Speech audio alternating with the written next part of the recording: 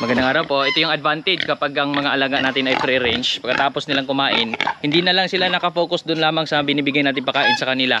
Maya-maya sila ay pupunta na dito sa mga damuhan, naghanap ng mga insects. Yung mga damo-damo dyan ay kinakain din nila. No, so nandun naman yung ibang mga palaking mga baboy natin na naka-free range din yan. Pero yan naman ay focus natin sa loob ng kulungan kapag medyo malaki na at halatang matibay na talaga sila.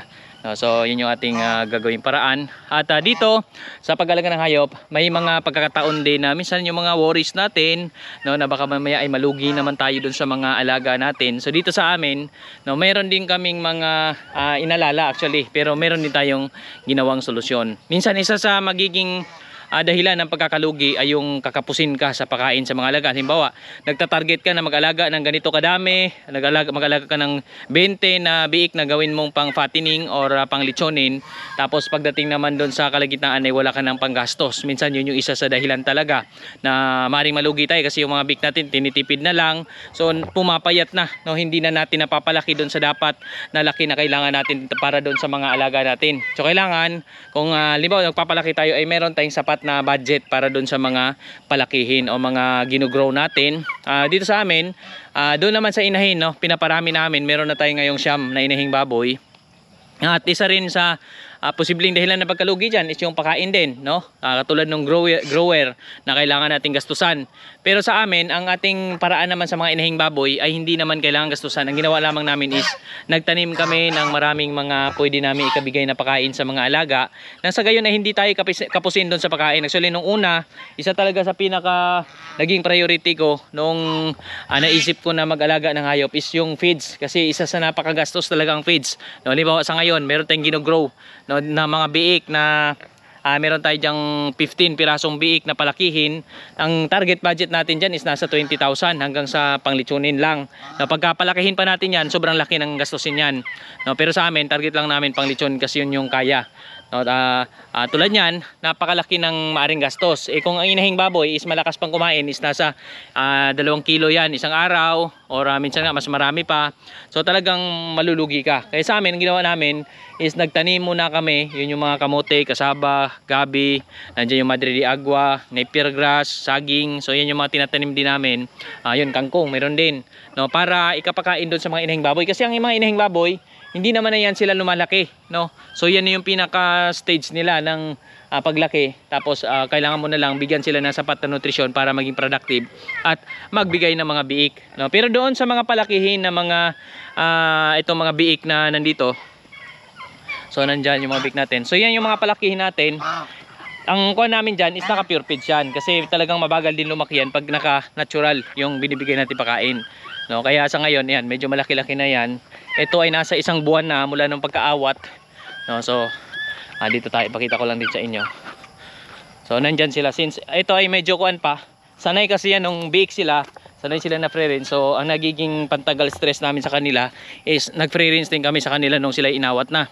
Pero nung una, pinasok muna namin sila sa loob ng kulungan, no? Tapos nung medyo awat na talaga at hindi na nila kayang dumidi doon sa nanay nila, malakas na kumain, so nilagyan namin ng free range area. So ito naman yung kanilang free range area. Yung kulungan nila ay nandoon. Yun. Yung nandoon. Tapos ito yung pinaka free range area nila. Naka-net lang to since biik lang naman sila. No, maliban na lang pag may butas, nakakalabas sila, pero bumabalik din naman kasi pagka gutom na, papasok din ulit yan sila doon sa kanilang bahayan kasi doon kami nagpapakain. No, so ayan, medyo malaki-laki na rin ito.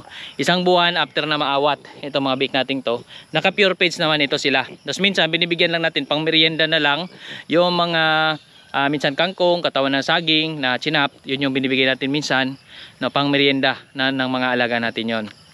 So ito, pinaghandaan namin ito, no, pero dati nung nag-umpisa kami doon sa inahing baboy, tanim naman yung aming kwando, nagtatanim kami ng kamote, kasaba, no, sila yung taniman namin ay nandun sa unahan. Ayan dyan, mga kasaba na yan dyan banda, ganun din doon sa kabilang side. Tapos ito naman pastulan ng mga baka to, no, tapos minsan yung mga kambing nandito din, no, pero ngayon ang mga kambing naman nasa loob nitong free range area, tsaka yung mga inahing baboy. So ayan, no, dyan yung free range area natin, nakalambat naman yan nitong hagwire, no? So ayan yung ating paraan din sa mga inahing baboy. So dito sa mga biik, yun yung ating kuan. Kung hindi naman natin mapalaki, kung wala tayong budget, pwede naman yung mga biik ibenta natin, no, So kita na agad yun pag nanganak yung inahin, so may benta mo yung biik, so wala ka nang palakihin, wala ka nang gagastusin para dun sa pure feeds para sa mga pinapalaking mga biik. So ayan yung isa sa kailangan nating tingnan, yung number 1 yung feeds, no, na pinapakain sa alaga, or minsan yung pagkakasakit. Kaya kailangan, isa rin sa nagiging opsyon namin is pag-aalaga ng dahan-dahan, no, dahan-dahan nating pinaparami. Nang sa gayon is mapag-aralan din muna nating maigi kung ano yung mga paraan dapat na ating i-apply doon sa mga alaga natin. Kung halimbawa may sakit, may diarrhea, may sipon, lagnat, ubo, so kailangan yun alam natin kung ano yung gamot, kasi minsan yung gamot na nabanggit ay hindi rin naman nagpapagaling or hindi naman sila akma doon sa gamot na kailangan nating biik. So minsan kailangan ding tansyahin at kailangan mo rin sumubok na iba-iba. Minsan nga sa mga biik nagka-diarrhea dahil lang pala sa na-overfeed or dahil sa lamig. So kailangan lang doon yung bigyan mo lang ng mga dahon ng saging, no? So ayos na 'yon, gagaling na rin, babalik na sa normal yung kanilang pagdudumi ng mga biik. So yun yung isa sa ginawa natin. Tapos minsan noon natataranta tayo, no, halimbawa mahina, tingin natin mahinang lumaki, so pinurga ng pinurga, na overdose, namatay. So kailangan din talaga pag-aralan din muna, dahan-dahan ang pagpapalaki, pagpaparami noong mga alaga natin. So yun yung aming naging paraan, no, na yung pagtatanim ng feeds or yung paghahanda para sa pagkain ng mga alaga, no, bago nag-umpisa, at doon sa itong inaaral muna natin dahan-dahan ang pagpaparami para matutunan muna natin yung mga basic na kailangan ng mga alaga. At nung medyo kabisado na natin, ngayon nga nung medyo dumami na, no, medyo nagkaroon pa kami ng mga challenge din, tulad nung nagka-diarrhea sila nung mga nakaraan, pero ayun yung ating nagamit, yung mga dahon, at okay naman sila doon. So yan yung aming simpleng paraan din sa pag-alaga ng mga baboy, no, para makatipid at maparami natin ang mga alaga natin at maging negosyo na natin ito dito sa ating mga bukid. Yan sa free range area ay masaya yung mga baboy natin. Sila ay nag-i-enjoy yan, takbo ng takbo. No, tulad na nabanggit natin, sila rin kasi lumaki dito sa ganitong field, no, sa open area. So may iba nagpapalaki ng mga baboy, mga inahing baboy nasa loob ng kulungan. Pero itong amin, lumalaki itong mga biik na tumatakbo dyan sa mga yan. Kaya yun yung stress reliever nila, no, para hindi ma-stress yung mga biik. Pero kapag malaki na to, focus na tayo, ilagay na rin natin sa loob ng kulungan para mas focus yung pagbibigay natin pagkain at mas mabilis sila lalong lumaki. No, at ang stage na yun is medyo matibay na sila. Kasi usually, yung medyo kahinaang stage is yung after maawat, no, medyo mahina-hina pa sila niyan, no, may mga pagkakataon na nagkakadiarrhea, no, so yun yung ating binabantayan. Kaya ngayon, ito yung aming paraan, naka-free range din muna sila. So inaakma natin kung paano yung paraan nung sila yung kasama ng nanay nila. So ang nagiging iba na lang is wala silang madididi na gatas, bagkos ay pure feeds din naman ang kinakain nila, no, para mapalaki natin. Yung mga pabo naman, itong mga pabo, usually kapag gusto natin talaga din na makales is maganda magtanim-tanim tayo ng mais, no, kasi yan sila ay kumakain ng mais at free range natin kasi kumakain din sila ng mga damo, mga insects na nasa paligid. So malaki rin ang ating matitipid at maaaring maparami natin ang alaga natin nang hindi tayo gumagastos ng napakalaki, no. So eto, ganun din ang mga gansa. Makain din sila ng mga damo, mga insects na nasa paligid. So malaki rin ang kanilang, marami silang nakakain at malaki ating natitipid. At napaka-healthy pa ng kanilang kinakain. At maaaring yung mga produkto nila ay napaka-healthy rin para sa atin, no, itong mga alaga natin. So ayan yung aming paraan. So ito naman, may inahing baboy kami dyan nakatali kasi yan yung may mga anak. Tapos kapag ka naman nag-awat na yan, naglandi na, kasi usually after nila maawat ng anak, after mga 1 week is naglalandi na. Tapos pinapasampa niya, tapos pinapasok namin muli doon sa loob ng free range area. Tapos doon na naman sila magbuntis.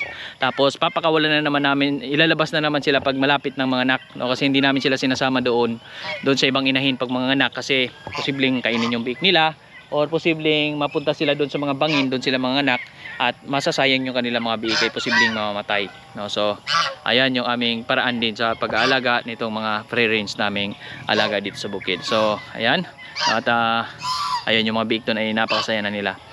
Ayan, no, ito naman yung mga free range naming mga baboy. Ayan sila, tapos nang kumain, pagkatapos kumain, ayan na, naihi, nadumi sila dyan na sa mga area na medyo tuyo. At mabilis din yan natutuyo yung mga dumi nila dyan, no, kasi open, tas naiinita na arawan. So hindi nag-aamoy, kahit dito ka banda wala kang maamoy, no, dahil ngay mabilis din natutuyo yung mga dumi ng mga alaga natin. So dito sa unahan, no, meron din kami dito na isang inahing baboy na malapit na rin yung maglandi, no. So kakaawat lang ng mga anak niya. Actually dito mayroon din tayong baboy dyan na nakatali pa din kasi kasama pa yung mga biik niya. Yan, may siyam na anak yan, no, tapos andun yung isang inahing baboy namin. Ayan, nakatali pa yan kasi nag-aantay pa yan na masampahan. Pag naglandi na, pinapasampahan namin sa barako. May sarili din kaming barako, dalawa. So, kung alin ang hindi niya kamag-anak, so doon namin pinapasampahan yung inahing baboy. Para walang inbreeding. Ayan, tulad dito. Ayan. Ayan, nakatali pa yan. Pero kumain na yan kanina. So, ayan yung isang inahing baboy natin. Tidik. Ito, maganda rin yung mga anak nito nung nakaraan. Ayan. Yan, nag-aantay lang tayo ito ay maglandi tsaka pasampahan bago namin ipasok din doon sa loob ng pre-range area. Yung ibang baboy namin, ando na rin, gumagala na rin sila. So, ayan. At ito, meron din pala dito. Ituro sa inyo itong bagong tanim namin na ito, may makopa, mga kamote. Ayan. So ito yung pandagdag pagkain ng mga alaga. Tapos ito may mais din. Mais, kamote. Tsaka may mga kusang tumutubo dito, mga herbal na gamot. Ito yung sambong. Yan, mga sambong, napakadami. Kusang natubo. Tapos may avocado. Yan, may kalabasa rin dito. Yan. Kalabasa, saging, may malunggay. So may iba-ibang tanim din dito. Na maaring makabinipisyo ang tao at yung mga alagang hayop ay ganun din. Kasi yung kamote, pwede pang gulay yung dahon yan. Yung laman, pagkain, pang merienda. Tapos yung mga dahon yan, no, yung mga sobrang dahon yan, pwede rin ibigay sa mga alaga. So dito nga may bunga yung kalabasa. Ito yung kalabasa. Oh, may mga bunga ng kalabasa din dito. So ayan. Ayan po, no. Yan yung ating update dito sa bukid. At muli po, maraming salamat sa inyong panonood.